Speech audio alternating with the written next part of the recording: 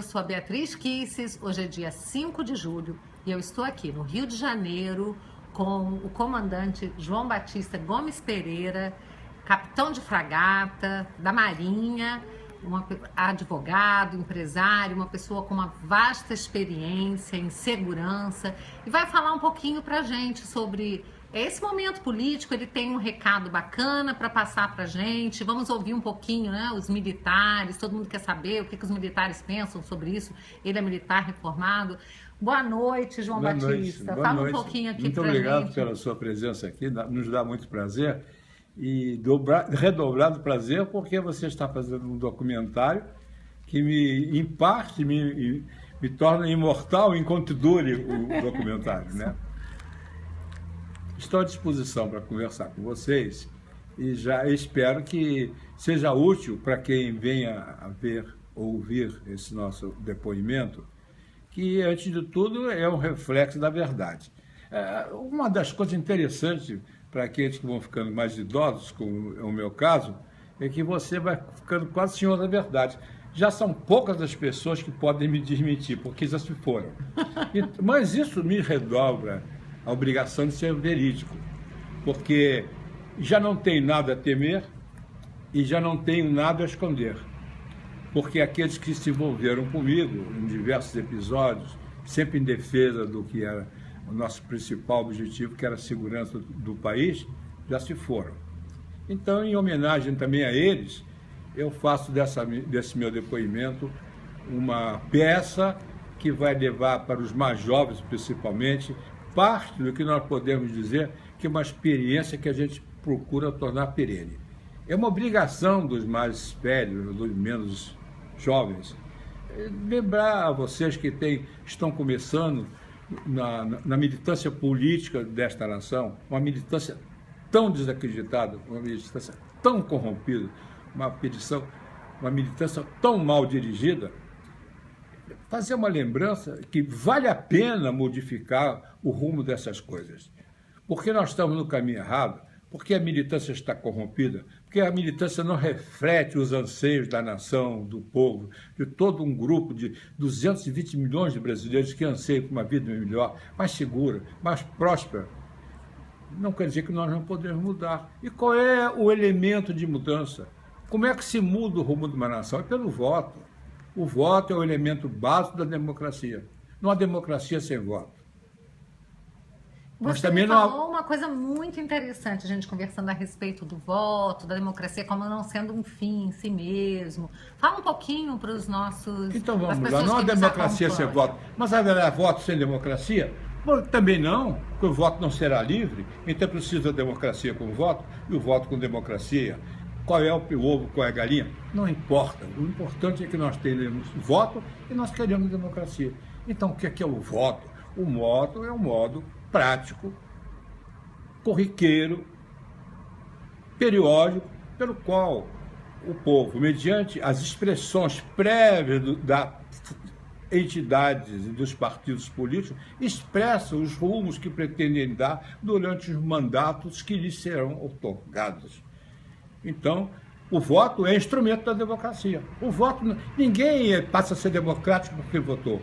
Ninguém. Porque recebeu o voto, né? Exato. Isso não torna a pessoa uma democrata também, né? E outra coisa é que o voto não é um passaporte para a improbidade. O voto não é passaporte para o que é inidôneo. O voto não é passaporte para o que não é coisa pública na sua realização, no seu objetivo.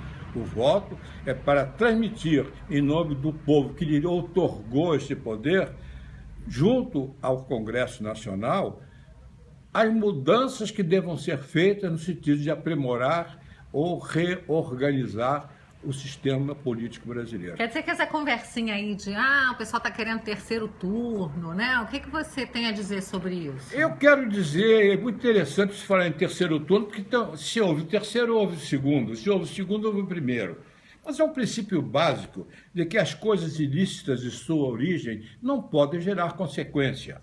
Eu não gosto muito desse termo terceiro turno, porque do ponto de vista jurídico ele não existe. Mas também não existe o segundo turno se for eivado de vícios insanáveis.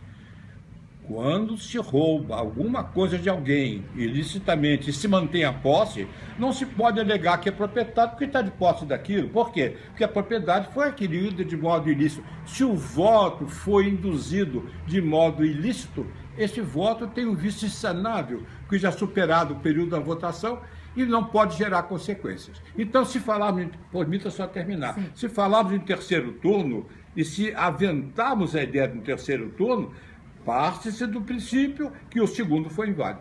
Quer dizer, também que hoje está se falando muito, quando se fala em pedaladas, em estelionato eleitoral, que houve uma mentirada, uma chuva de mentiras por parte da candidata Dilma para poder se eleger. E hoje se fala o seguinte, que provadas todas essas mentiras, na verdade, essa campanha dela foi uma campanha falsa, mentirosa e que ela pode até vir a perder o mandato por isso, né?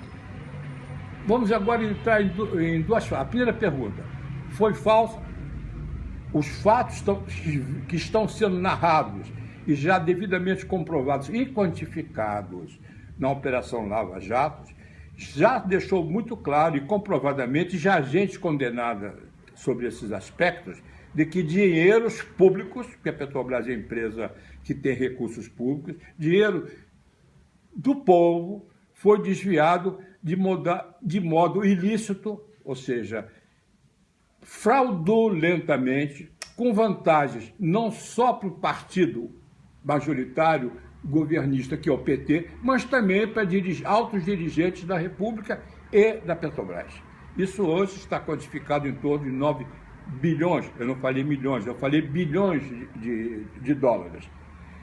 Muito bem, se esse dinheiro foi usado, como está provado que já foi, para mascarar uma posição de cômoda do ponto de vista econômico, e que o Brasil ia tudo muito bem, que o dólar estava controlado e que havia recursos suficientes para as coisas irem muito bem economicamente, e isto não tinha sustentação. A prova que não houve, porque no ano seguinte, que é o que nós estamos vivendo, em 2015, nós estamos numa das maiores crises econômicas e financeiras pelo qual o país já passou. Esse modo de trazer foi o que nós chamaríamos, do ponto de vista de consumismo, nós somos consumistas de uma ideia política, propaganda enganosa. Punido em todo o país, tudo que se fala para um povo que não é verdadeiro e que se sabe não ser verdadeiro é enganoso.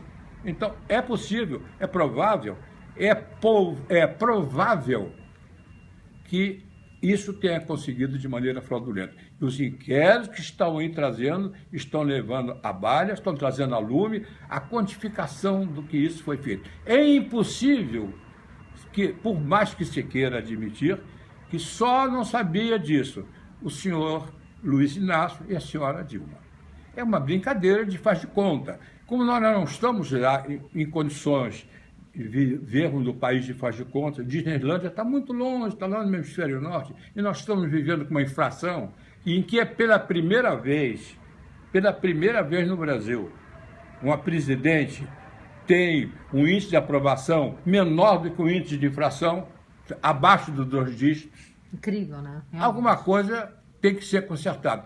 Vamos consertar o rumo do país, com Dilma ou sem Dilma, mas temos que consertar o rumo do país.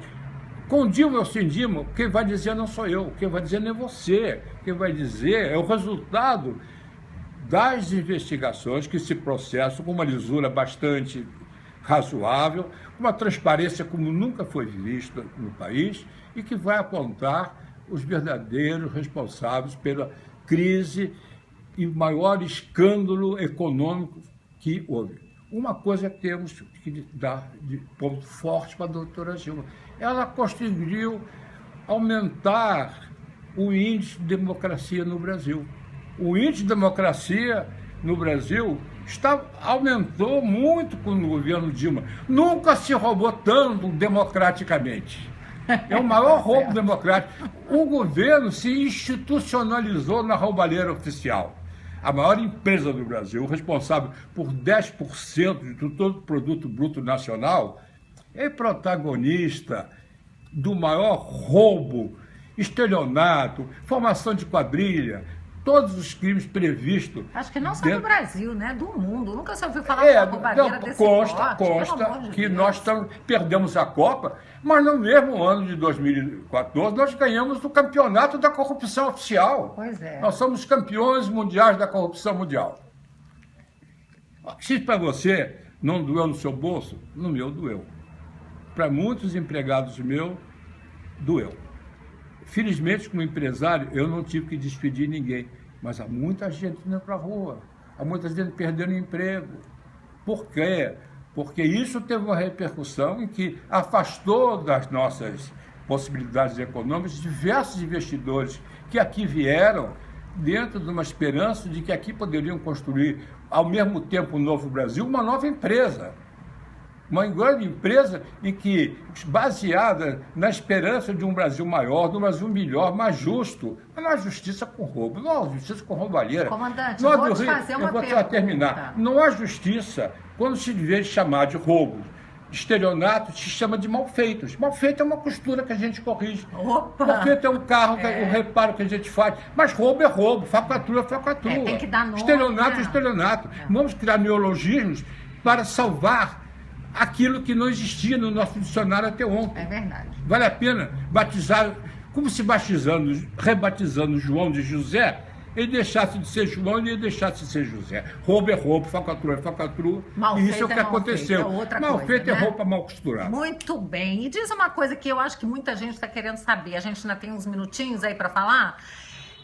E os militares, hein? Como é que fica assim? As pessoas perguntam assim, e aí os militares estão parados, estão dormindo no ponto? O que você tem a dizer sobre isso como um grande militar que sempre foi? Obrigado. Eu fui um militar, 30 anos, tenho uma honra muito grande de ter vivido na Marinha durante 20 anos, onde aprendi a grande maioria das coisas que eu fiz, mas aprendi uma coisa básica, probidade.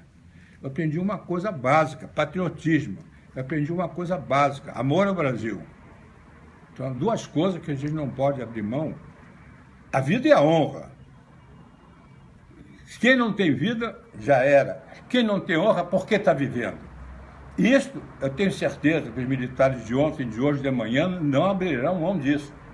Então, o que eu espero dos militares, e tenho certeza que acontecerá, se deles a nação precisar, eles estarão sempre prontos a estarem do lado do povo, ao lado do Brasil, ao lado das nossas instituições, porque instituição não é só o poder judiciário, legislativo, executivo.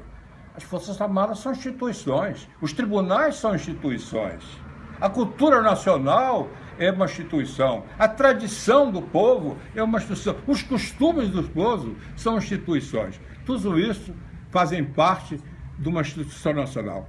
Então, confio em que as Forças Armadas, como instituição nacional, não estão faltando, mas também não faltarão se a elas for pedido um auxílio institucional. Isso é muito importante, porque eu acho que traz um pouco de sossego para o coração das pessoas, trouxe para mim, e é por isso que eu fiz questão de vir conversar com você, porque eu tenho muita confiança na sua experiência, na sua orientação, os seus conselhos, sempre me foram muito caros, muito preciosos, já tem bastante tempo que a gente conversa, e eu sinto essa grande confiança, por isso que eu queria que você passasse isso para as pessoas, porque é muito importante a gente ouvir isso, que no momento necessário os militares estarão ao lado do povo. Quem está dizendo isso é uma pessoa que tem uma experiência de dentro das Forças Armadas, um comandante que enfrentou guerrilha, que sempre esteve à frente da inteligência, inclusive, né?